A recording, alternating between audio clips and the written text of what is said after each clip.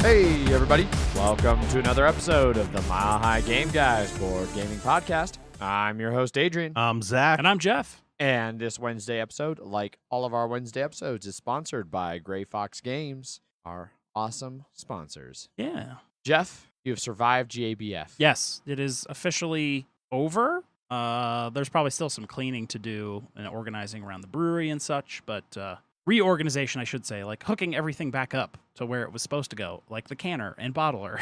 Fair enough. Yeah, but that's packaging's problem, not my problem. Yeah, they can suck it and deal with that shit. Also, Monday, we'll be having to complete an entire order that's going out Tuesday. Ooh, have fun with that. Yeah, and then Wednesday, and then Thursday, and then Friday. I thought you said the week after GABF was usually a light week. Elite is only 8 pallets. Small miracles? And not 26. Small miracles, I guess. Yeah. Fair enough. But we did add a new distributor, so we'll see what that turns out to be. Okay. Interesting. Yeah. Right on. Right. I had a housewarming party while Mhm. Jeff was drunk at GABF. Had a bunch of Drinking people at over. JBF. I was not drunk at JBF. Oh. Yeah. Your story keeps changing. I don't remember telling a story at all. Because you were drunk. You said you were in no condition to come by the housewarming. Oh, no, I was not. Just tired? Yeah, exactly. I was not going to be driving 20 to 30 minutes up here to hang out after midnight after I'd already gotten home. Like Or would have been done. Like Yeah. the story. I was not going to hang out with anyone. I was going home. Anyway, housewarming went surprisingly well. We got a bunch of people to come over. Had a bunch of food. Had a bunch of drinks. And it was a pretty good time.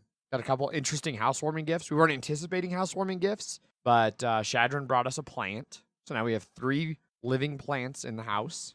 I'm sure that number will dwindle as the weeks go by. One of them is barely hanging on. Megan was trying to repot the cactus the other day and broke it in half, and it is not recovered very well. I would say I want to ask, broke it in half. So it's like kind of a long, narrow cactus. Okay.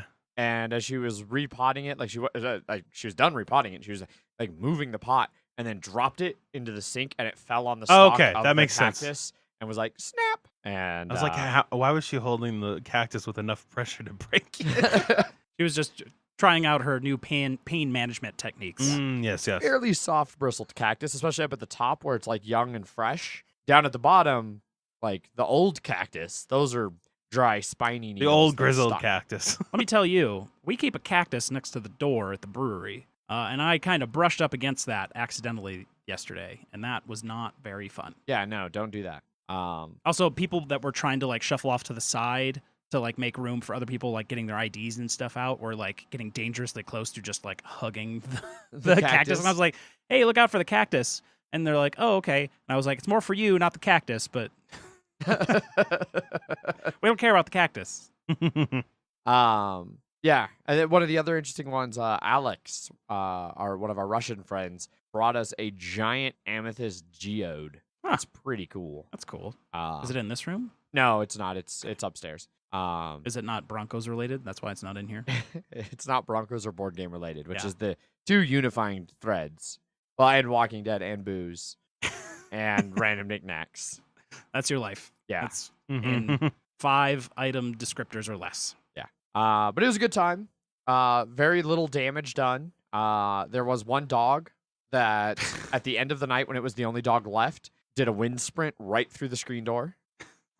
There was a light bulb that was knocked off a shelf that it should not have been on in the first place, so it was mostly our fault. Was it just a loose light bulb? Yeah, it or- was a burned out bulb I see. that was stuck off to the side. So it was like, oh, I remember to buy this bulb later.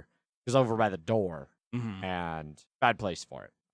And then Was there was someone very upset that they broke a broken light bulb? Yes. There was. Shion was traumatized. She was certain that in the coming weeks we were going to end up with slivers of glass on our feet from hanging out barefoot in the living room. I see. And there was a glass of wine that was spilled Mhm. on our fake hardwood floors. So it just was like, wipe, it's done, it's fine. Yeah.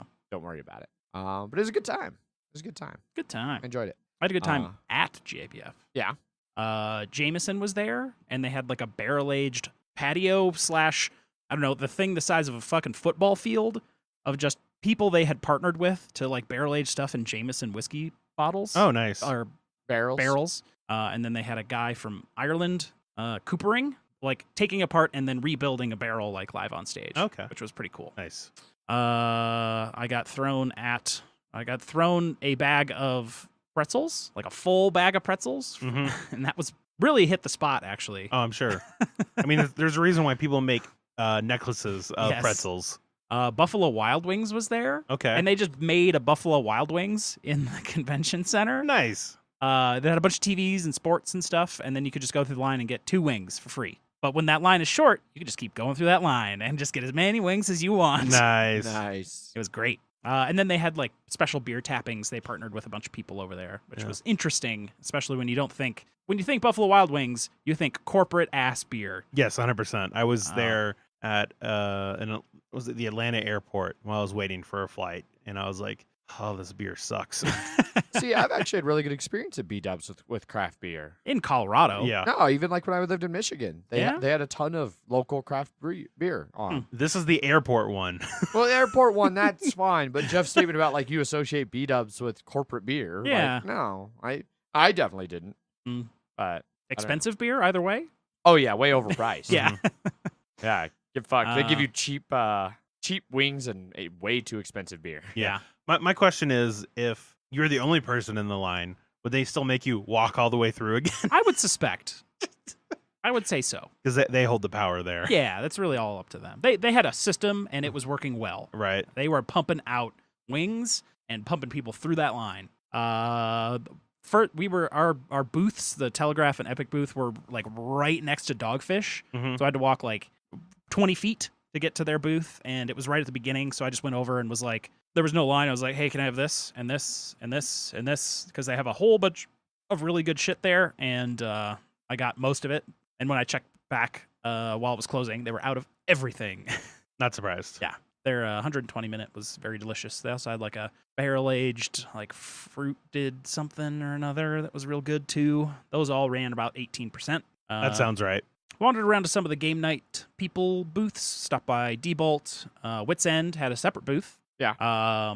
They won gold. They won gold second time. Jean-Claude Van Blanc. Again. Yeah. Yep. Nice. Yep. I didn't even look at the awards. I was there on Friday, so that was before the awards.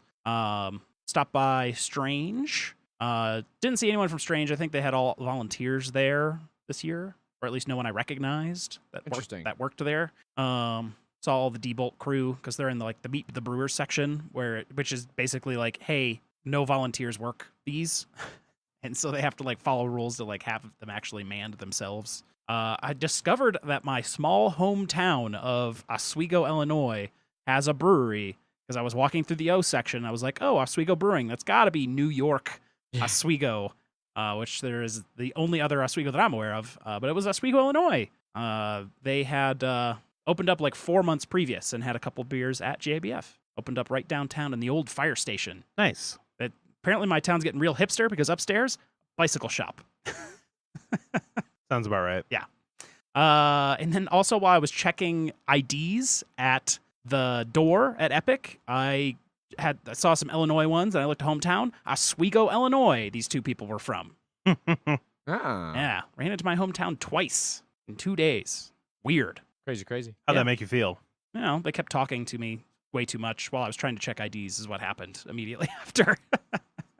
Sounds about right. Yeah. To get for mentioning that it was at all tied into you. Yeah. Just say you're from Hollywood, California, just so no one will bug you. Unless they want to know about Hollywood, California, and then they'll bug me about that. Right. Yeah. You just say fucking tourists, and then you just turn away from them. Sorry, you don't get a hand stamp. You don't get to drink here. Yeah, exactly. That's basically what I did. Right on. Yeah. Blood Bowl Tuesday. Cool. Yeah. I also went to a wedding on Saturday for my cousin. She got hitched.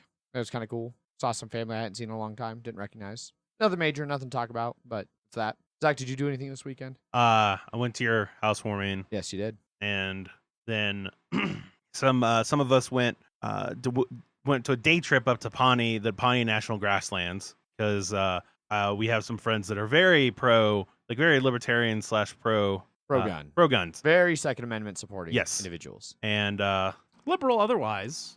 Yeah, Ish. I mean, it depends on what. Yeah. Libertarian. They're pretty staunch libertarians. Yes. Yeah. They don't give a shit what the fuck you do as long as you don't try and tell them what to do. Yeah. Yes.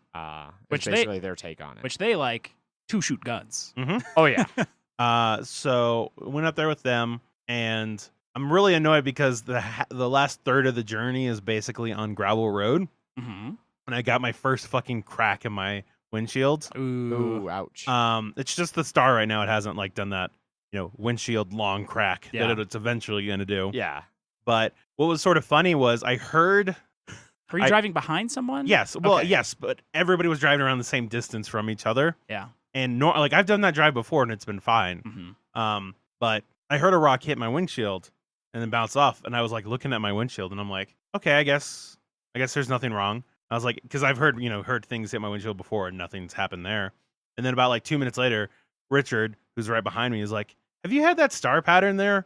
That star crack for a while? And I'm like, what? And then literally the rock hit. So you know how I have my phone right here in front of it blocked where it hit? Yeah, it was literally right behind my phone where it hit. So I did not see it, and I just tilted my head about 2 inches, and I'm like, oh god damn it. Well, until it spreads, you can just pretend it doesn't exist. Yes. We did that for a couple of hours, and then we went to Fort Collins and got some food and drinks at Cooper Smith's or something like that. And they have a ping pong table there. And so Blake, Nick's friend Blake. Yes. I have no idea who that is. He's a rock climbing friend of Yes. Nick's. That's why I don't know him. And basically they were talking about playing ping pong, like him and Nick were wanting to play. And then I was just like, well, if Nick, and it was like Nick was saying that he could beat Blake, and I was like, well, if Nick can beat Blake, then I don't even feel like playing Blake. But Blake got some paddles, and I was like, all right, fine, I'll play you.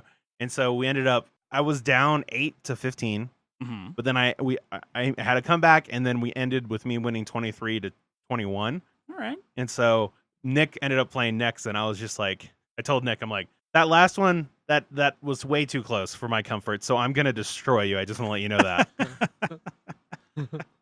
We finished 21-2. Oh my god. And at least one of those ones was because I fucked up. Yeah, spoiler alert, don't ever fucking try and play ping pong with Zach. It's not fun for anyone. Nope. Well, except for Zach. Zach loves it. But there a whole bunch of other people started playing. It was every time Blake was playing, I was like, Blake, did you beat them? And he's like, yeah, I beat them. I'm like, okay, so then I don't have to worry about playing them. So if somebody had beaten Blake, Yes. it immediately had to been like, Yeah. That's a how new challenger approach. Yeah, exactly. There had to be some sort of established hierarchy. That's how rankings are made. Exactly.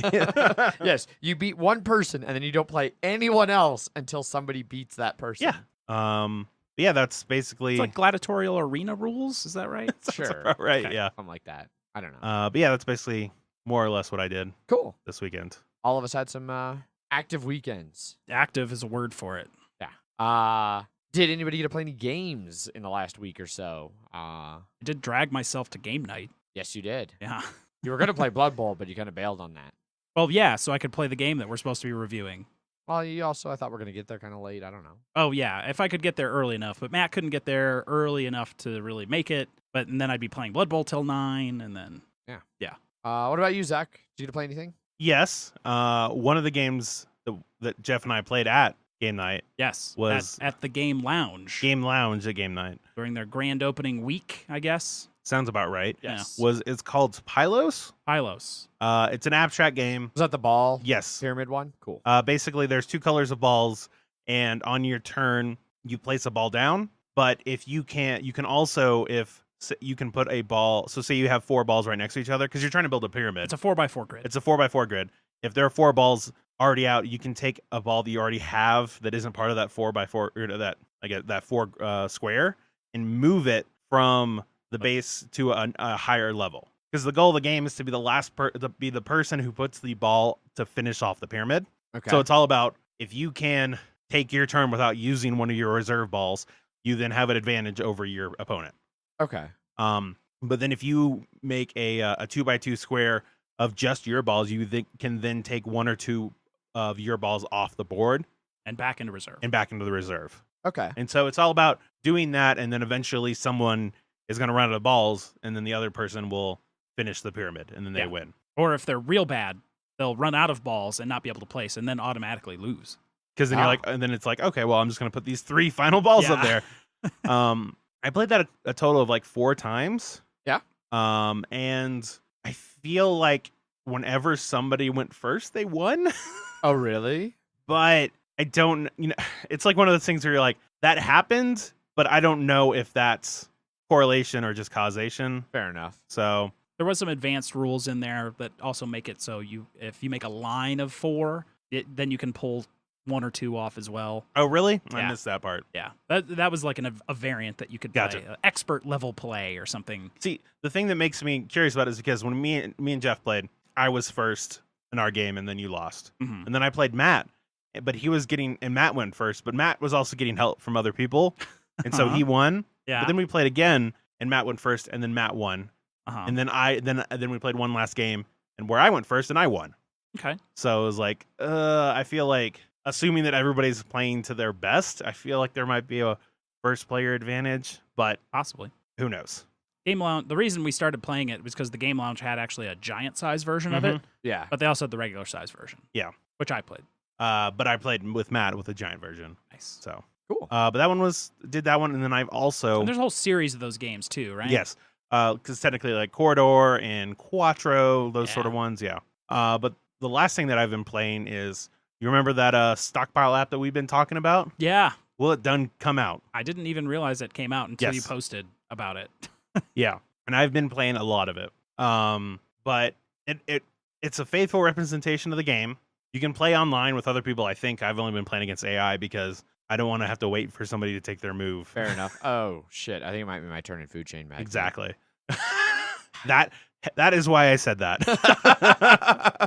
But it has the expansion in there, and you can choose to toggle on which ones you want on and off. It doesn't have the 2 promo cards, but otherwise that's okay. Oh no. Yeah. Well, Moneymaker Mitt was one of my favorite characters. He just started with a fuckload of money, right? No, he started with a really low amount of money, but anytime he bid, he got $1,000. Oh, that's right. So it was always just about like, I don't care about this one, or I know I'm not going to get this one, but I'm going to make sure you bid as frequently as possible to try and get it. So I've won a fair amount of games. I've lost a fair amount of games too, although I am only playing against hard opponents on the AI. Okay. And Not going easy on yourself. no. And I feel I am a fairly accomplished Stockpile player. But what's annoying is that even though like they are harder AIs, sometimes they just do weird moves that you feel like they're doing it because of some weird algorithm that they have. Okay. It's like they'll all load up on one fucking stock or one stockpile, but knowing that they're going like second or third and the first player has $25,000, so they can just immediately bid it all out and then just get 6 stocks in it. And I'm like, what the fuck are you guys doing? But it works pretty well. The only annoying thing I would say is just whenever it has this animation that goes through anytime a stock split or not stock splits, or when it gets dividends, that especially when it's like the steel that has multiple spots where you can get dividends, and it's like it moves up 4 and it hits 2 of those things. I'm just like, I just want this to be over.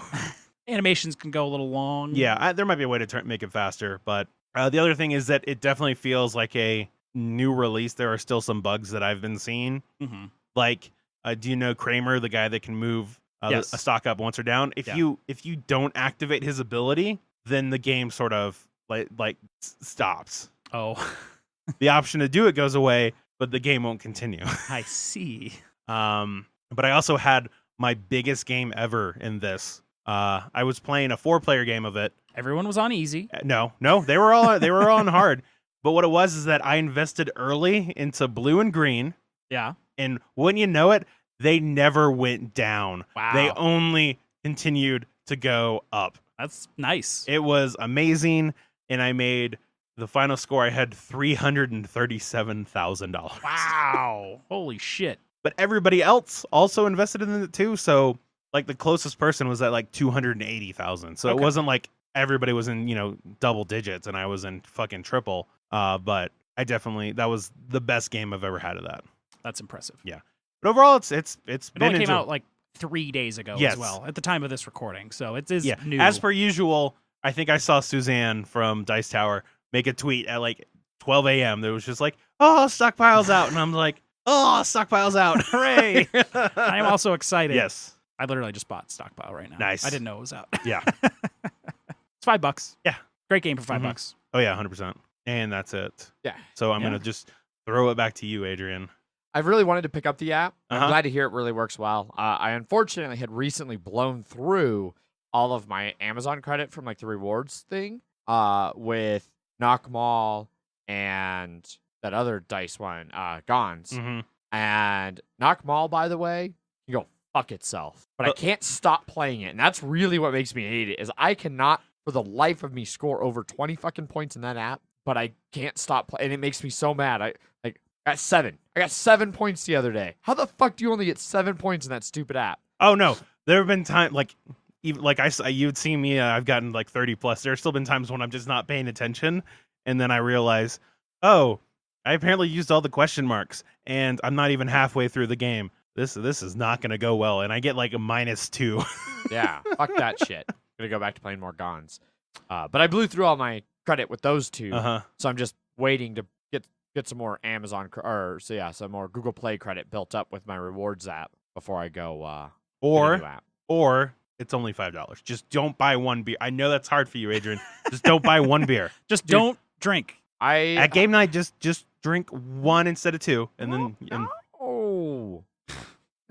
No, I do game night specifically to go drink multiple beers. Then drink 5 instead of 6, and then you'll be fine. I don't drink 6 because I couldn't drive home if I drink 6. Jesus Christ, I'm not an alcoholic.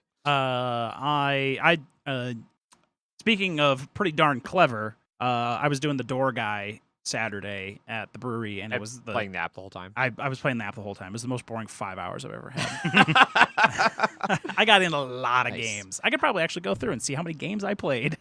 So I want to pick it up and hopefully will soon. I only played one new game. But it was quite new. It was almost too new in that we decided midway or like towards the end of game night, like, hey, let's learn this new game, and then tried to learn a new game from a rule book at game night. It's been a while since we've done that. With someone who is just playing now boarding with us, and then we're like, hey, we're going to play this other game.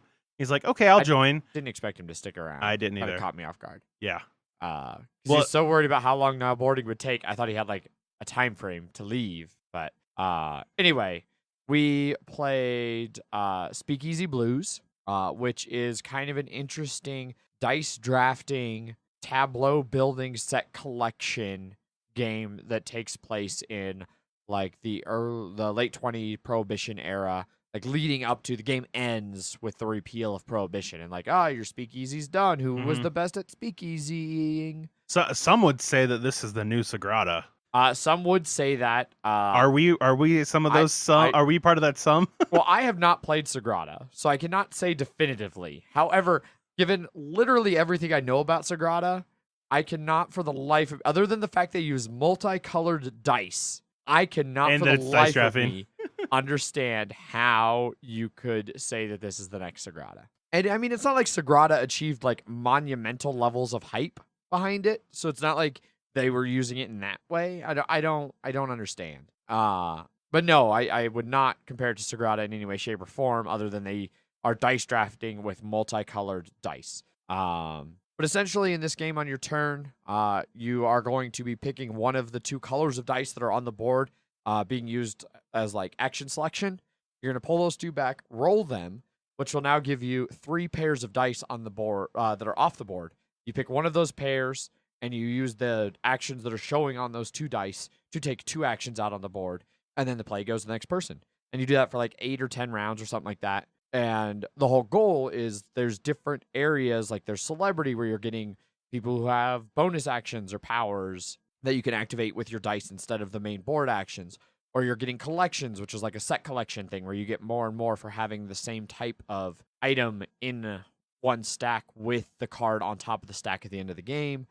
There's like a thug deck where you're getting cops and robbers, who is where a lot of the interactivity really comes in. Like you can take points and items and things from other players. Well, and that's you could reveal a criminal, a gangster, to do that. But then if somebody else reveals a cop, that stops the action too. Yes. So you can go to that crime pile to get the card to take people, but also to give protection against yourself as well. Yeah. So if somebody tries to steal your booze or something, you can be like, "No, I've got a cop in my pocket." And then there's like, you're getting money from some spaces or getting booze, because those are like the 2 main resources you're using to buy cards and do things with. Don't forget hooch. Hooch. Well, I said booze. Yeah. It's hooch. Hooch. I'm sorry, hooch. It's a good name for a component. Yeah. Yeah. And then Well, especially the edition we had. I don't know if that's just the base game or not, but it I can't. think so. Okay. it was came like actual little bottles. little bottles of hooch. And then at the end of the game, there's a little bit of end game scoring for different tiers of things, and whoever has the most points wins. And in the game we played, it was Zach by a mile, me and the new guy, like pretty close for second. You were in like the low 40s, I think. Yeah, I think Zach, you were up at like what 60? 64 is what I had. Yeah, we were in like the low to mid 40s for second, and then Jeff had like 30. I forgot to add reputation in there, so 30, I was so in you like cracked it to 33 30. or something like that. Yeah. So it was interesting. It didn't blow me away, especially, and I think this was partially to blame for the conditions we first played it, like sitting there slogging through a rules explanation in a bar that was overly hot. I was getting shitty service from the bar staff. They clearly had not.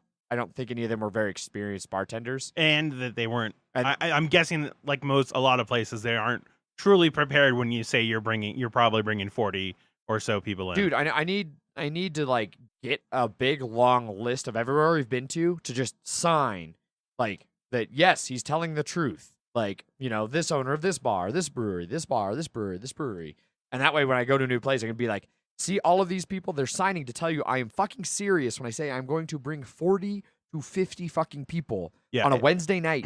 You better bring your A game, homie. Because if you can't, people are going to get annoyed at it, and there's a decent chance we just won't come back again. Oh yeah, no. I doubt David will ever come back. Yeah. He was Yeah. already Yeah, like, David was super pissed. Yeah. I was getting real salty. Well, that's because he tried to order 2 drinks, and each time they're like, And we don't have. not only did he order them, but then 10 minutes later, they came back and said they couldn't order it. And then went another 10 minutes and came back and said they couldn't order it or Yeah. couldn't make it. yeah. It wasn't like, oh, we can't make that. What about this? Oh, no, it was just, okay. 10 minutes later. Sorry, Yeah. we can't do that. And he Yeah. ordered from the bar, though, right? That Yeah. He was sitting at the bar. Yeah. Like, his was particularly egregious. Yes. But yeah, I don't know. Like, I had never heard of this place until recently when Ant was like, hey, this place exists and it's cool and you should check it out. Like, I don't know how I missed any of their crowdfunding or anything. And once again, like, I'm sorry, when you're opening a board game bar in a town, maybe look in Facebook and search for board game groups in the Facebook and reach out to them directly. Like, hey, I'm opening a board game bar. You see you are a big board game group. Maybe come to the bar. You know, like things like that. Well, So I'd never heard of them. You're right. And they clearly were not prepared to have a busy night. Well, and the problem was that we went there before you booked, and it was The Sunday. the Sunday of, and it was empty. But Dead. because of it, there was just like, oh, it worked good. It feels good in here. We were getting good service, good There were, food, like, good drinks. there was a bartender and 3 servers on a dead night. Yeah. Like, yeah. They had, I think, one server on Wednesday. I think they had 2. they had had two. Did they have 2? Okay. They I had only 2 ever saw servers, one. 2 bartenders. Yeah. I only ever All saw of one. which were clearly out of their element. But yeah, so we played Speakeasy Blues at the bar there. Yes, we did. Game night. Well, then before we move on to news and Kickstarter, one interesting note that I had forgotten about from the wedding. 2 of my cousins that I grew up with, like we'd come back to visit whenever we came back to Colorado. They lived down by the springs. One of them now lives like 6 blocks north of here, like up at 110th on Wads, which is way more than 6 blocks. But anyhow, I found out her and her husband really like board games. Mhm. And also they both her last year, him this year, completed their masters in creative writing and are soon to be published fiction authors. And so I was like, hey, if you need a guide to do your audiobook, I know someone. Me. Did they look disappointed when? No, they did not. Oh, you know somebody? Oh, Oh, okay. it's you. Oh, And then one of my other cousins, her younger brother, who I barely remember, he's like 12 years younger than me, so our interactions were very limited. Him and his buddies are all playing through Gloomhaven right now and loving the shit out of that. And he was talking about like how he'd got his latest Zombicide Kickstarter, like all in pledge, and then they got Gloomhaven and they were like, nope, fuck Zombicide, Gloomhaven it is. And like they'd done Pandemic Legacy and all this stuff. And I was like, holy shit, when did my like redneck cousins get so cool that they play awesome board games? So maybe they were just always cool, and you were just so bigoted against clearly I redneck people. I was just being a stuck-up asshole all my life, you know, which is entirely possible. Yeah. It's been a trend. You moved to that Wichita, and it just turned you, man. No, really, it was the 2 of them. They're two of the younger edge of the cousins, so they're not the ones I really hung out with. The other cousins who were more my age, none of them are into board games. They're into outdoor stuff like hunting and fishing, which also still cool, but not board games cool. Anyhow, that's all I want to say about that. I got family members who are apparently really into board games who hopefully might be coming to game night sometime. Interesting. So it'd be nice to get to see them some more. Right on. That wraps all that up. There's no Bloody Minute because, Jeff, you play on Tuesday, right? Tuesday. So next week there will be a new Bloody Minute. Yeah, it'll be Necro on Lizardmen. Matt's season 1 Necro team, I think. Okay. We are at the exact same team value. There will be no inducements at all. Ooh, interesting. Yeah. Is there a minimum bar for inducements? Like if you're just like barely off? Yeah, Okay. like 50K is the first thing that you can actually buy, Okay. which is a Bloodweiser keg to give you +1 to your knockout roll. Okay. I think they are adding in, like, you can buy cheerleaders or assistant coaches with that little 10K or 20K difference pretty soon. Which is it, like, what's the smallest increment of team value that it can go up? Like, is it 1K? 10K. Okay. Yeah. Cool. Yeah, there's only ever 10K. There's never any. I have never seen any, like, 1 to 9,000 cost on anything. Basically, you can cut the last 0 off pretty much anything, and that's what it is. Right on. Yeah. Well, now with that brief update of Bloody Minute, almost a Bloody Minute Yeah. right there. That was just your bloody That's how- rules that's how you minute. do it. Yeah. We can move on to some news and Kickstarter.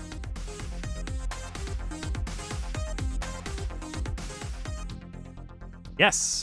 News. First up in news, we were talking about apps before, but the app of Tabletopia is finally available on Android. It was, I guess, it had launched on Steam and Steam first, then iOS fairly quickly after, and now finally Android, as is tradition. Yes, Android lagging slightly behind. Yes. Tabletopia has been my favorite of the board game simulation apps because It's Tabletop Simulator started out as a joke, and then Yeah, Tabletop Simulator was like Surgeon Simulator and all those where like half the fun is just smashing things around incoherently. it's like, we'll put in chess, and then they're like, oh shit, we can actually play a board game with this. Yeah. Now this one is still on the Android. It's still fairly. You have to sort of know what you're doing. It doesn't have as many Assists or assists. anything. Most of okay. them don't. Yeah. So if you open it, don't be surprised when you just like, now it's the game, and you're like, Yeah, it's not a guided experience like Scythe or Terraforming Mars's apps Like are. dedicated apps. like- an actual app versus just an online version of it. But most Kickstarters and things like that will launch on Tabletopia with their So you can Kickstarter. kinda give it a try. Yeah, I don't know if before you all of play. them are going to appear on the Android and Android iOS or on versions. yes versus the actual computer program. But yeah, it is Always, like I opened up the Champions of Midgard one, and at least right now it's just like, all right, 2 players. And I'm like, okay, just 2 players, okay, and there's no AI or anything for that. no, like, so, it's like literally pass and play. I yes, believe. exactly. But another way to maybe play some online games. Definitely. Always nice to have more options. Indeed. Next up on news, speaking of apps, Onitama has come to Android and iOS for free.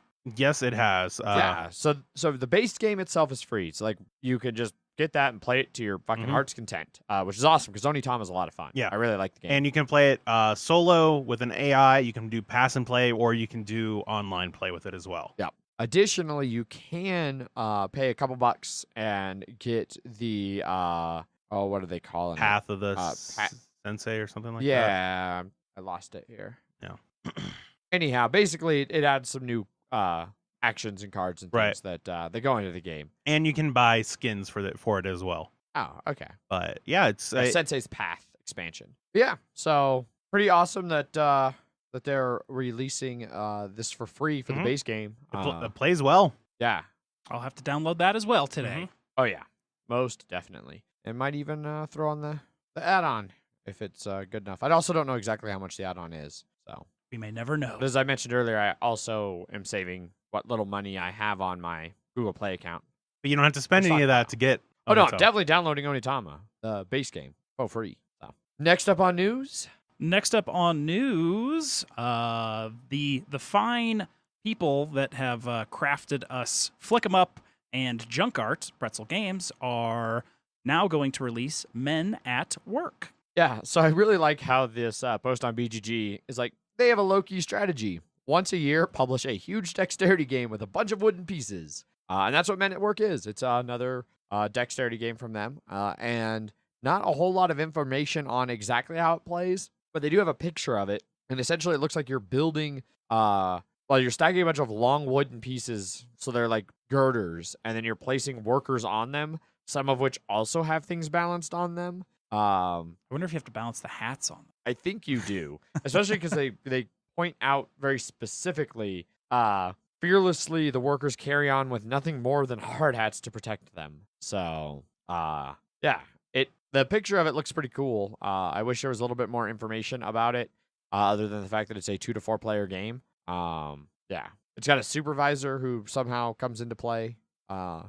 You're trying to become employees of the month. Yeah, so I'm guessing similar to like Mean or Nice Sandra, something that evaluates like how you're doing compared to other players, or something like that.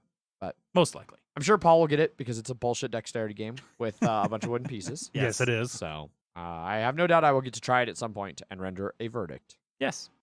Up next in news, GMT is releasing a fantasy game, Mystery Wizard. Aside from the fact that, no offense, that's a terrible name. It's kind of surprising to see something like this coming from GMT.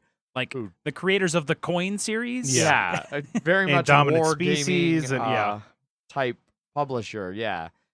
You can really tell it's their first foray into it because they're like, what's a fantasy name? I don't know, Mystery Wizard? So it's a 6-player game, which has 8 different playable characters with asymmetric powers, and you're ultimately trying to reach a center tower on the board, loot it, and get 2 mysteries back to your starting village. So it's kind of a capture the flag situation here. The board shows a bunch of different like colors and patterns on it and items, and like it even mentions here that there are events and quests you can encounter around the island to get better equipment and get more spells and things. And it's primarily card driven, with you being able to use your cards to cast spells offensively and defensively. Sounds like playing out 45 minutes to an hour and a half is the time frame they're giving. I'm incredibly skeptical of that because I'm skeptical of any time frame that any game ever gives. They're all bullshit. Yes. 45 minutes to an hour and a half. That's a pretty wide margin, but it is a 6-player game. So yes. It is also going to be available through P500. So that's their pre-order system, basically. That's basically the system GMT uses for all of its games. So if you're interested, you can go over to their website, jump on their P500, and place a pre-order. And then once they get 500 pre-orders, they're like, hey, we'll actually make this game. So. Well, or at least they'll just ship it out to the people that got it and then don't do a wide release for it. But the game itself is $38 on that pre-order price with an MSRP of $55. Huh. That's not too bad. You actually get quite a bit of a deal there. So yeah, I like GMT. I'm glad they're making more things. Yes. It's good to see them kind of branching out because I think they dominate in the war game area. Like some of their stuff they make is some of the best stuff out there. And so, if they can pivot and add a new dimension to that while keeping it all the same, it'd be great. Yeah. Next up in news, you had run across this article, I think. Yes. Yeah. Zach. Yeah, Zach ran across this article. The one that grabs all the articles and throws them in? I mean, you're the one that saw it first. But Betrayal at the House on the Hill apparently was almost a Stephen King themed board game and not what it is today of just random bullshit. Not cocaine fueled at all. Rob Daviau was doing an interview where they were asking him about Betrayal and the history of it. And apparently way back at the start, it was going to be done as like Stephen King presents Betrayal at the House on the Hill or something along those lines. And it was going to be a lot darker and more serious themed as Stephen King stuff is. But then when that kind of wasn't going to work out, Daviau said he kind of started pull it back a little bit, going for the more of that campy B-movie vibe. And then when it got sent off to Wizards of the Coast and the co-designer and everything, they really amped up that B-movie vibe, which I think is good. I don't see, for all of the issues Betrayal has, the fact that it is like a cheesy B-movie theme keeps it. It sort of works. It works for some of a lot of the wonkiness that the game can have. Yeah. Whereas if you were trying to make it a darker, serious, like Stephen King-esque one, a lot of the mechanics and things that are kind of, dare I say, broken-ish in that game would have made that game nearly unplayable. And for a lot of people, it already is. A lot of people don't like Betrayal because of how unbalanced and one-sided missions can be, and the dice rolling. And you don't know what you're getting into when you start. Yeah, so I could see that really killing it if it had that darker theme. You need that campy, lighthearted B-movie theme to really pull that off. But apparently, the reason there's so many like French Canadian names is because it was originally going to be set in Maine, where everything Stephen King has ever done, basically, except for The Stand, I think. I'm sure the Maine is involved heavily in some fashion. Is. Yeah, yeah. But yeah, kind of just an interesting little factoid tidbit. Fun fact about the word factoid. Factoid is actually, by literal definition, a fact that sounds true but is not. Yeah. It turns out, though, that word meanings can shift, and now pretty much everybody means it to mean a little... Podcast vote that Adrian's wrong? Yeah. Okay. The problem is that literally can also mean figuratively now, just because people have fucked up literally already, so... Yeah. Yeah. Well, they should literally kill hyperbole themselves. has been a thing for forever, so literally could have always meant figuratively because of hyperbole. Saying literally to mean figuratively is being hyperbolic. Or just don't use the word literally anymore. Yeah, unless you literally mean what you're saying. Yeah. I'm just saying now it's genuinely, like, even in the dictionaries and shit like that, they're like, fucking, like, you fucking fine, whatever. You millennials have ruined everything. That's just the, like, colon. Yeah. Yes. After the name of the dictionary. Mm-hmm. Oh, God. Anyway, moving on now from news, since we're done with that little bit of fun fact about Betrayal. Yep. Which means we're on to Kickstarters. First up in Kickstarters is Lockup, a role-player tale set in the role-player board game universe. Mm-hmm. Everything's got to have its own universe now. Yeah, definitely. This one... That good old... Marvel proved it's the way to make all of the money. Except all the other ones have failed so far. That good old RPBGU. Very well funded, $50,500 of its $40,000 goal, 1,400 backers, and just under 2 weeks left to pledge this one, which you can for $45. So, like Jeff mentioned there in that spiel, this is set in the same universe as Role Player.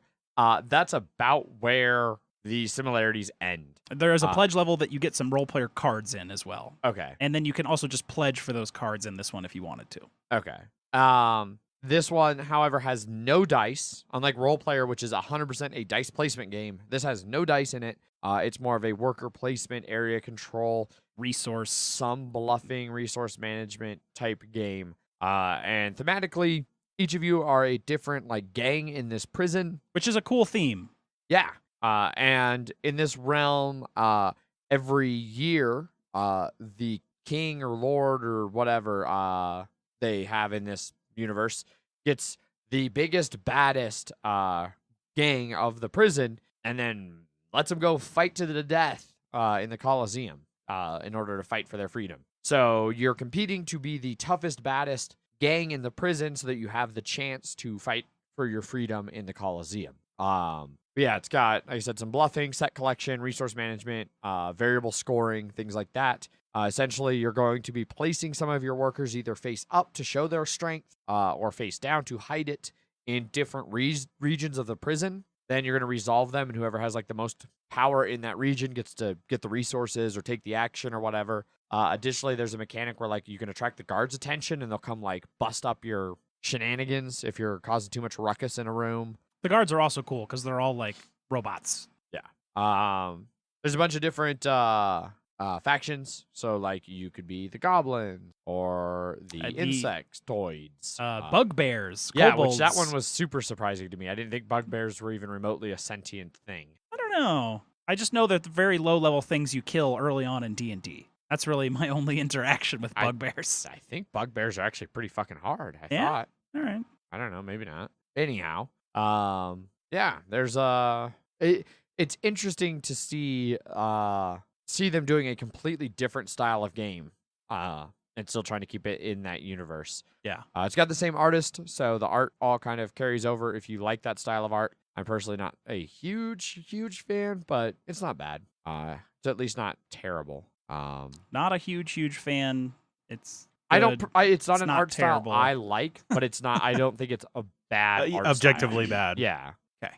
There is a full rule book on there that you can actually read from beginning to end for the game, which is always nice. Looking at you, Horizon Zero Dawn.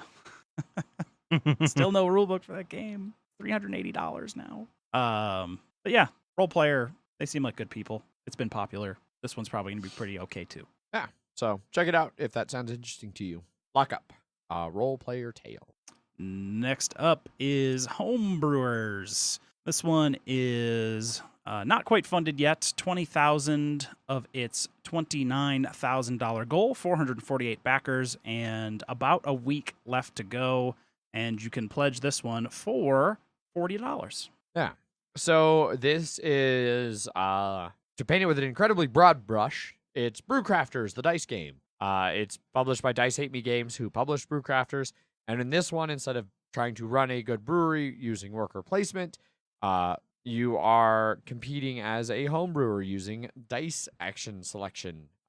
So essentially, it takes place over several months, where each month there's 2 phases. Where one phase you meet up with your homebrewing club and trade things back and forth, and then you do the action phase where you are working on your brewing. You're trying to craft unique beer in 4 different areas: ale, porter, stout, and IPA. Never mind that IPAs are totally ales, but whatever. As are, I think, also. But it's that when you make an IPA, you're not like, oh, it's like you're making an IPA. You're not making an ale that you're then turning into an India pale. Yeah. It's more of a pale ale than it is an ale. Anyway, but as you brew different styles, your skill in that style gets better, so they become worth more and more points. So there's going to be a little bit of a decision about whether to go all in on one style, which is what I will always do every time, just IPA all the way. Okay. Or whether you want to diversify a little bit. Then you are going to be a fan of Jake from Draft Mechanic posted a picture of him playing Homebrewers, and he's like, don't make this beer. This is an IPA that he went all in like you did. It is a cinnamon, chocolate, jasmine, sour cherry, kimchi IPA. Nobody make that beer. That sounds bad. That sounds real bad. I remember that and being gross, and then now it's gross again. How many points did that one score? I'm curious. Did you mention how many that ended up being worth? I don't. Okay. It has symbols on it. I don't know what symbols are. Okay. So ultimately, you're trying to get the most reputation in the Brewers Guild, and you do that through 2 ways. You can move up the quality tracks for those beer qualities, hopefully winning medals at Summerfest and Oktoberfest. And then at the Oktoberfest, there's a panel of judges that are going to have specific tastes. So if you think in Vinos, the wine fair, you have the 4 different things they're looking for in their wine, and if you match those really well, you get more points. Kind of how this is going to go. They're going to be looking for specific things, and if you can match up with that really well, you'll get a bunch of points. So, on the comments on Jake's Twitter, I did like one person said, I wish in the game you could lose points by making bad combinations of beer, which would be interesting. Yes. If you could do that. Then also someone goes, man, why would you ruin that beer by making it an IPA? God damn it. You don't know how many times I would go up to a booth at GABF and I was like, I'm looking for something more malty. And they're like, we have nothing. And that happened probably 15, 20 times. Not surprised. Yeah. Because I felt, with the exception of New England IPAs, which are just one of the new ridiculous trends, beer has been getting maltier across the board. I feel like more and more things I'm finding, breweries I go to, it's harder for me to find a good IPA. People have abandoned it. West Coast IPAs, nobody drinks those anymore besides old fuddy-duddies. And I'm like, but you're an old fuddy-duddy. Yeah. I'm an old fuddy-duddy. And the ball has been in your court for way too long. Yes. Yeah. Still sad. We have 5 kegs of Cross Fever in the cooler, and Tap just never hoards them, and no one else does. And I'm so sad. It's a great amber. Oh, I didn't know it was an amber. Yep. Yeah.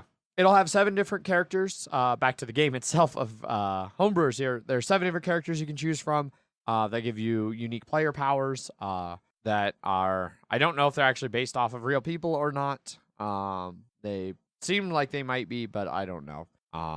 Yeah. Plays 2 to 5 people, I believe. At 2 players, there is a third automated player.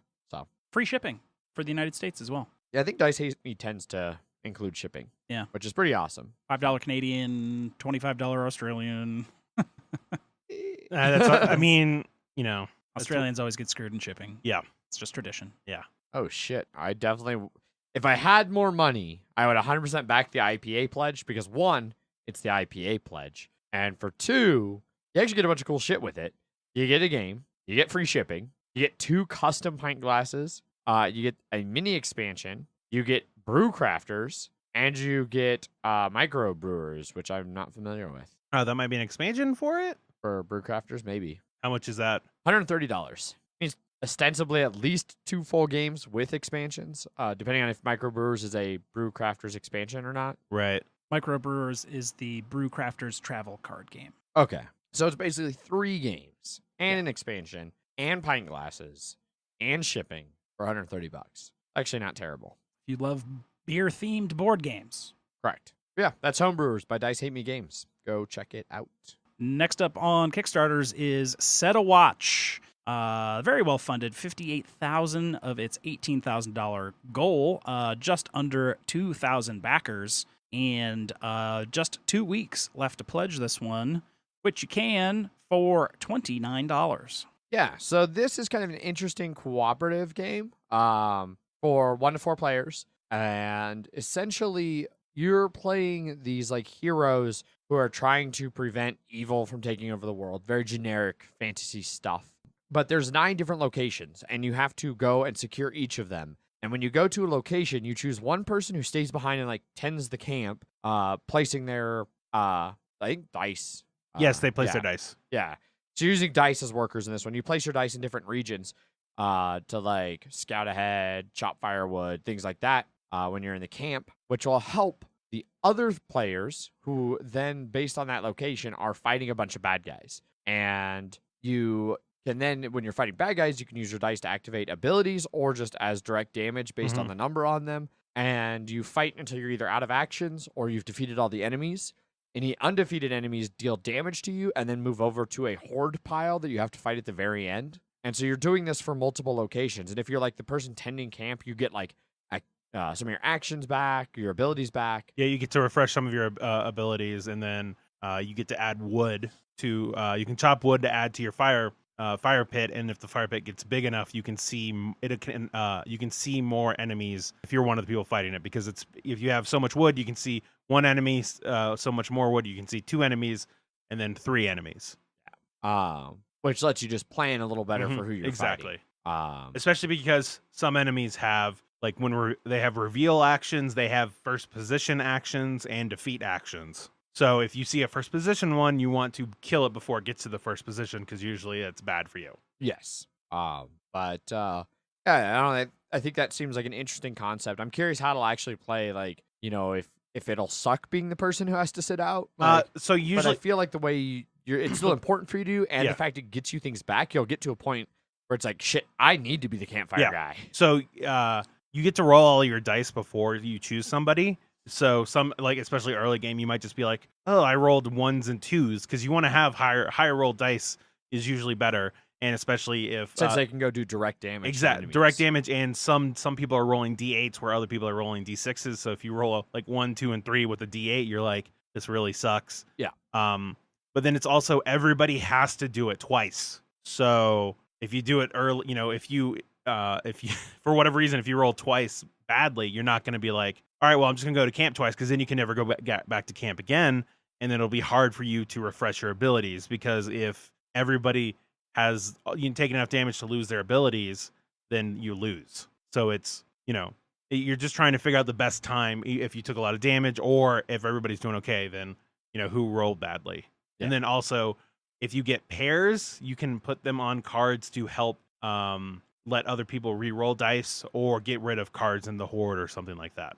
So, but all that I think kind of sounds like it comes together a little bit to make a cool cooperative game. Yeah, especially because in the combat, there is no turn order. So it's like, well, I'm going to do this, and then you can do your thing here that lets me do this thing here, and then Jeff can come in and finish up. And then there's melee and ranged, so you have to work within those, because melee can only hit the character in the first position, but range can hit up to the second. And so just it definitely has some interesting things you have to think of. I did watch a playthrough of it, and my only problem is it felt like the first round sort of felt like the second round, which sort of felt like the third round. I didn't feel much variation between them because the different locations you go at, they change a little bit, but it was like I felt it didn't seem like you were that much more powerful or anything. Oh, 2/3 of the way through. that's disappointing. Yeah, but it was. I mean, like it seemed like an interesting concept, but it was more about like you were.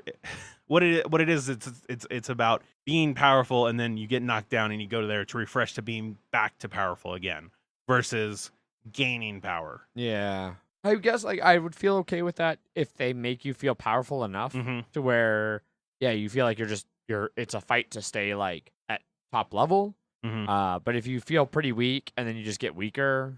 Well, no, I don't think you feel pretty weak. It's just refreshing. It's just refreshing, and it's like because you can use a die to activate an ability, but you can also just flip that ability, so exhaust it to use it again if you really need to. Okay. But then it can't be refreshed until somebody heals you, or you take a camp. Or you take a camp. Okay. So it's just about like it's trying to plan out, but if you have a really bad round, it seems like you're gonna struggle a bit. Interesting. So yeah. Yeah. Comes in a pretty small box. Yes. Which is surprising. It seems like there's a decent amount of game in there for the box. 6 different characters, I think, and a bunch of different locations. So there's a Beastmaster. Yeah. And then everybody has 5 different abilities that you start with 3 of them randomly. So you can also exchange those for something else in at camp.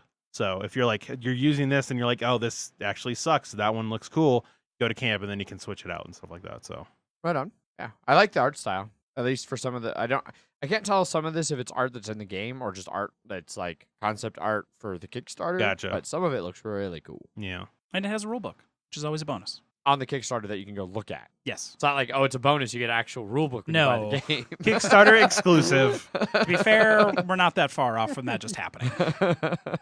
Yeah. I feel like at some point somebody's going to be like, there might be a game here. We're going to give you a bunch of components.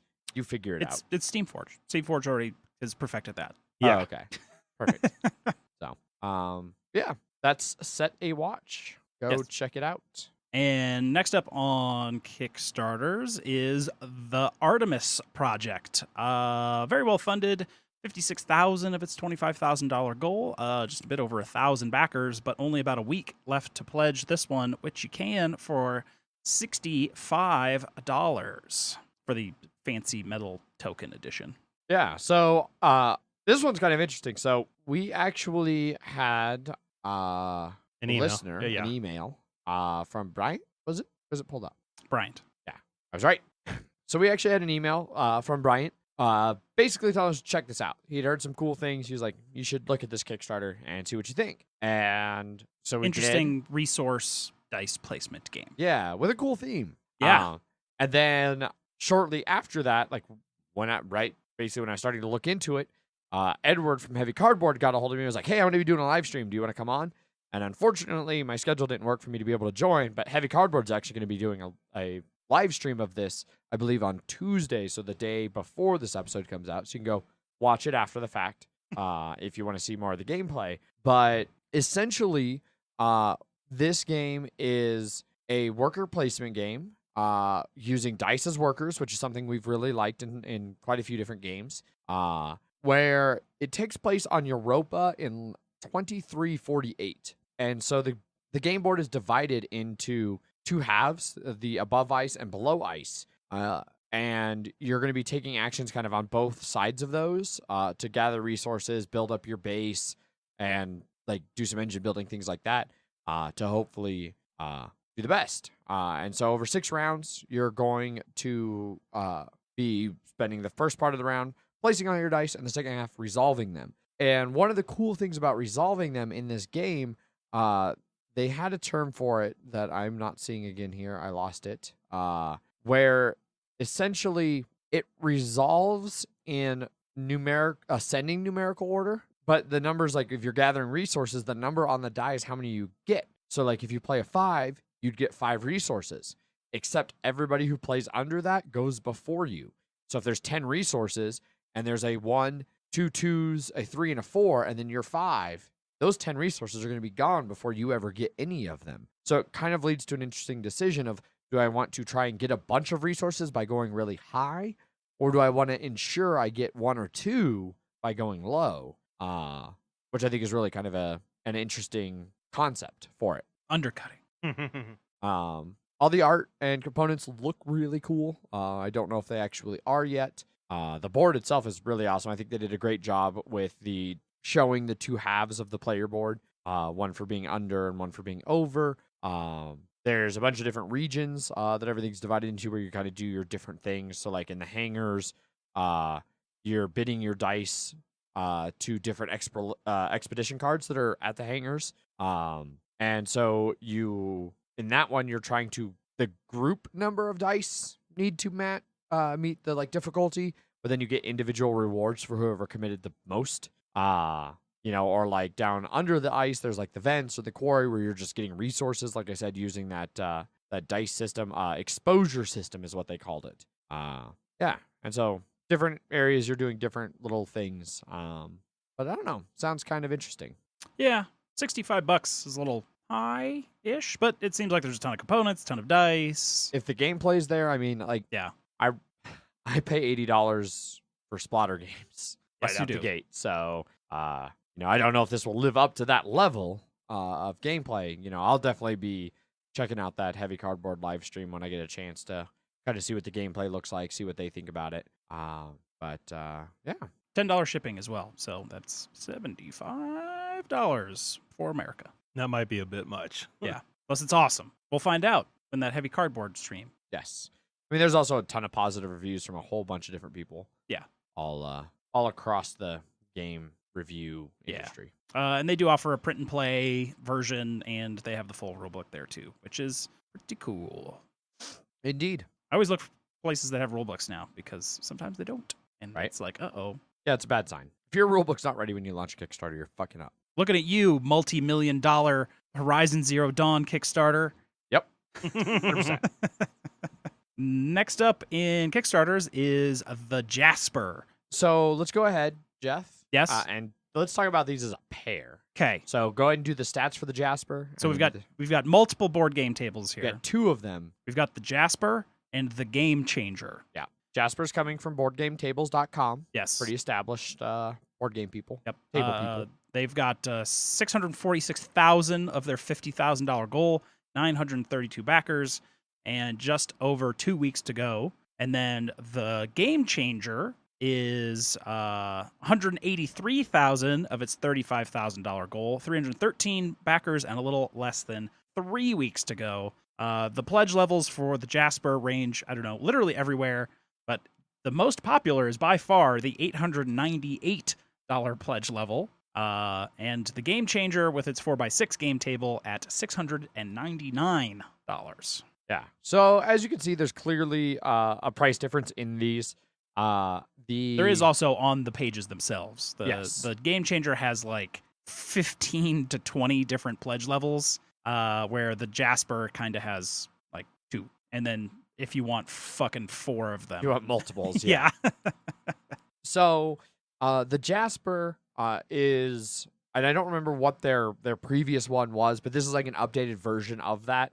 One of the key changes being the old one came with the topper to like turn it into a dining table was 2 pieces, and I guess they had a tendency to be damaged in shipping because they were so big, and they also, because they were so big, were heavy and kind of awkward for like one person to take on and off. Oh, gotcha. So they have now split it into 3 sections, so it's a little bit more manageable. It's a 3x5 table as well.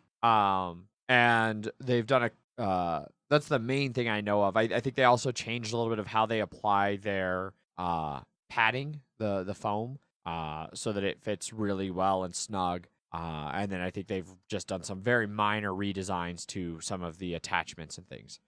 But I've been playing on a board game tables table for nearly a year now, up at Heavy Cardboard. It's a great table. I helped them put it together. It's actually, I thought that one was very solid, very well done. They've got a few different color options for the wood. They are only offering just the plain gray surface for the actual gaming surface. But they have stretch goals for maybe blue. For maybe blue, which I really would hope they hit because the blue is the main color on Heavy Cardboard's one, and I think it's a much more pleasing color. But the reason they say they went with the gray is that it has a wider range of decor that it fits, so it won't necessarily clash with whatever your current room looks like. But it's much more of a neutral color. I don't know if anybody really cares if the surface of their gaming table I mean, somebody cares. I guarantee somebody cares, but I don't think many people would care. Especially because they care, apparently. You could put the tabletops on, and then it's like, oh, it's a table. Yeah, but then you can't see the game. Well, not while you're playing a game. If you care about your table clashing while you're playing a game, I don't know. Do you choose what game to play because the game might clash with the room? I don't know.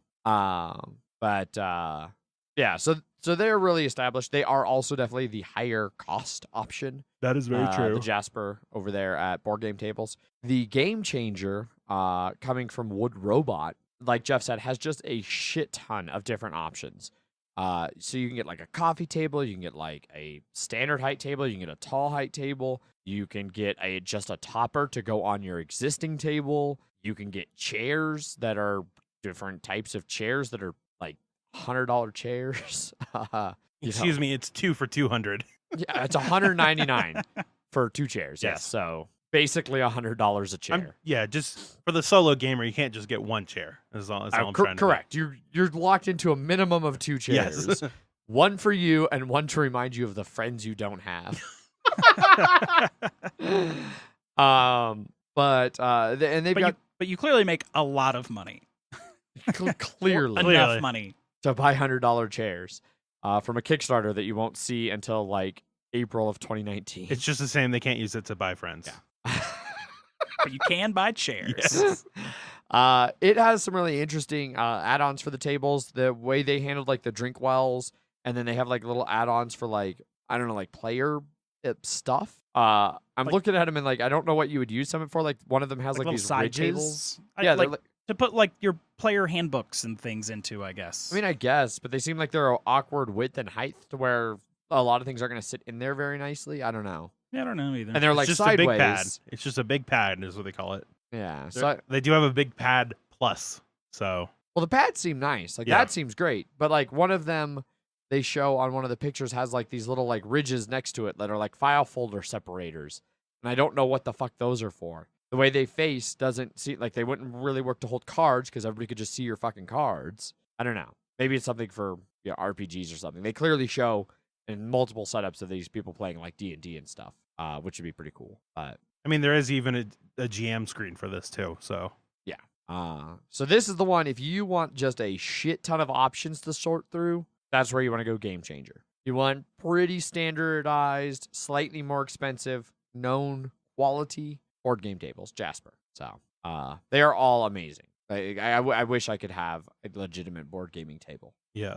I mean, it looks like that file folder when people just have like their phone and shit on. So it's just like, here, so you don't have to have put shit on the table or in your pocket. Sure. The Game Changer also has a bunch of different sizes, like 4 foot by 6, 4 by 4, 3.5 by 5. Jasper's pretty much 2 just by 4, 5 by 3, I think. Yeah. Standardized. Yes. One downside from both these Kickstarters: no rule books. God damn it! You just look at this table. How am I supposed to work this thing? I'm sure they have to have assembly instructions somewhere. Not listed on the Kickstarter. No, they'll probably just mail you a PDF. On the thumb drive? No, they just mail you a PDF. Am I supposed to be mailed a digital format? Yeah. Just sheets of code. Yeah, sheets of code. They're like, you input build this your own PDF. Yeah, pretty much. Yeah. Build this, and if you can build that, then it shows that you can actually build the table. Table's really complicated. Indeed. So, but yeah, if you're looking for a new board game table and you've got nearly $1,000 to spend, you're in luck. Or just go stare at the pretty pictures. Also, yes. That's what I do. Look jealously upon the things you can't afford. Yep. That wraps up news and Kickstarter. That's it.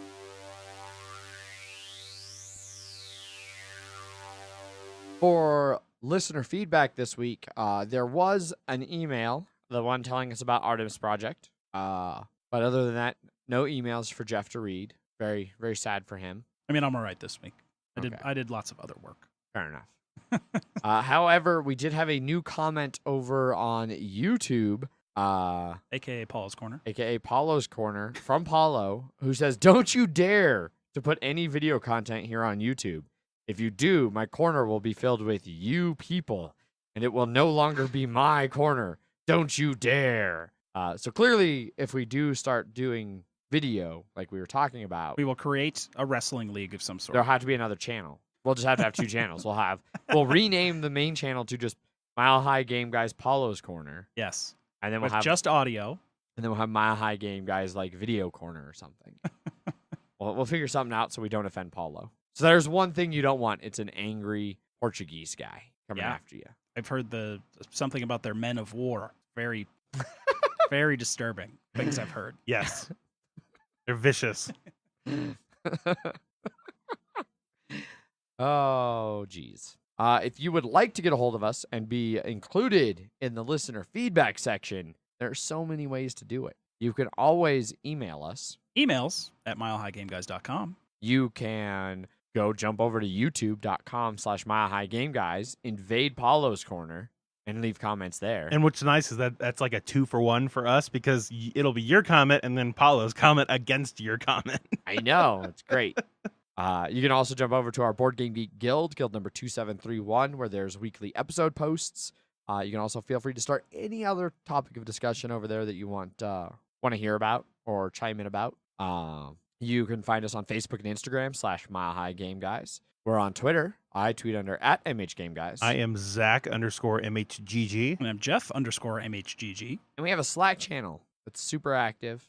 Got a bunch of chit chat going on. That's where someone had mentioned our review in Everdell on our board games. Yeah, somebody told us, like, hey, somebody mentioned you on our board games. They did. In a, our board games thread that was like, is Everdell overhyped? I listened to the Mile High Game Guys review, and I think it might be overhyped. Spoiler alert. Mhm. We think it's overhyped. Yeah. But yeah, that was cool. So plenty of ways to get in touch with us. Yeah. If you want to join that Slack channel, jump over to our website, milehighgameguys.com. Go to any of the episodes, and down there at the bottom of the show notes, there's a link where you can join the Slack channel. Our Slack channel, completely free to whoever the fuck wants to join. We don't lock that shit behind a paywall. We're not like that. No, it is. Yeah. 95% of that of our entire Slack channel is free. Until we get real big, and then fuck everyone. Yeah. We will kick everybody out and be like, all right, you want to come back in?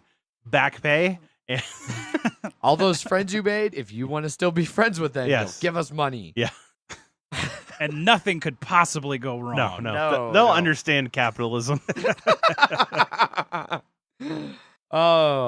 As always, we want to thank our sponsors, Gray Fox Games. Their new Kickstarter, Reavers of Midgard, is going to be showing up on Kickstarter November 1st. So be fucking ready. It's going to be nuts. Yeah, it is. Like a month and a half off. You just Get it on your calendar. No. making room on Not the even bank just account. that. Just get on your computer and just start hitting refresh. It'll be F5, there eventually. F5. Yeah. So, Jeff, I believe you have some information on what Reavers of Midgard is going to be. Yes. Besides, tied to Champions of Midgard. The Champions of Midgard cinematic universe. Yes. Reavers of Midgard, it's a single worker placement game. Set collection, dice combat, and engine building. You're a Jarl that you're trying to battle back trolls and Draugr and epic monsters. You're trying to gain glory by raiding nearby villages. And you have a crew of Vikings that you'll need to feed. So that's keeping along with the same Champions of Midgard themes. They can be the ship's leader. They can rally more warriors to your cause. Or they can specialize to give you extra bonuses every time you sail off into battle or something like that. Okay. Yeah, and whoever has the most glory after 6 rounds is the winner. Real just basic rundown. Yes. So, Looks like it's going to have some awesome art too. yeah. Well, judging by how Champions of Midgard was tops, components, art, that kind of stuff, I expect high things. I mean, just the crazy, yes. crazy previews on there. Yeah, already. some of the previews have been really nice. I want to fight that, I guess. Not in real life, because that's terrifying. Yeah. No, I want that on my side. I It's a want giant- to use that to fight something else. It's a giant Like just one dude. underwater creature that is apparently not underwater enough that it has a forest on its back. It's very buoyant. It can't swim down. Yeah. But yes, Reavers. Yeah. Reaving across Midgard. Launching on Kickstarter November 1st. Jeff, in addition to that preview of Reavers of Midgard, do you have a prepared statement? I do. Gray Fox Games, quality games cleverly crafted. Also, you can't wait to be loved. Sure. That's it. Don't really know how to respond to that. No one did. Right on. That wraps up the episode. Thanks, everybody, for tuning in. Be sure to check out our Friday episode for our review of Now Boarding from Tim Fowers. Yeah, as always, I've been your host, Adrian. I am still Zach. And I'm Great American Beer Jeff. Bye. Bye. Bye.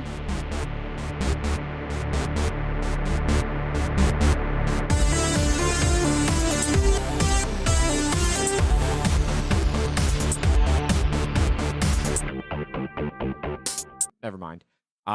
It's like 20, It's like 35 blocks. 20 to 30 blocks. Yeah. Wait, you said 100 a month? 10th. That's Like 30 blocks. 22 blocks. Yeah. Okay. Fucking, come on, man. I'm at 76th. To 100. So it's actually 34 blocks. Yeah. No, it's 34 blocks. For whatever reason, I was just like 88th. That's what I was thinking. Yeah. so come on, man. You know what's nice Anyhow. is that I'm going to cut around this to make you look like an asshole. Punchboard Media, where we all Bring something to the table. pull up a chair At punchboardmedia.com.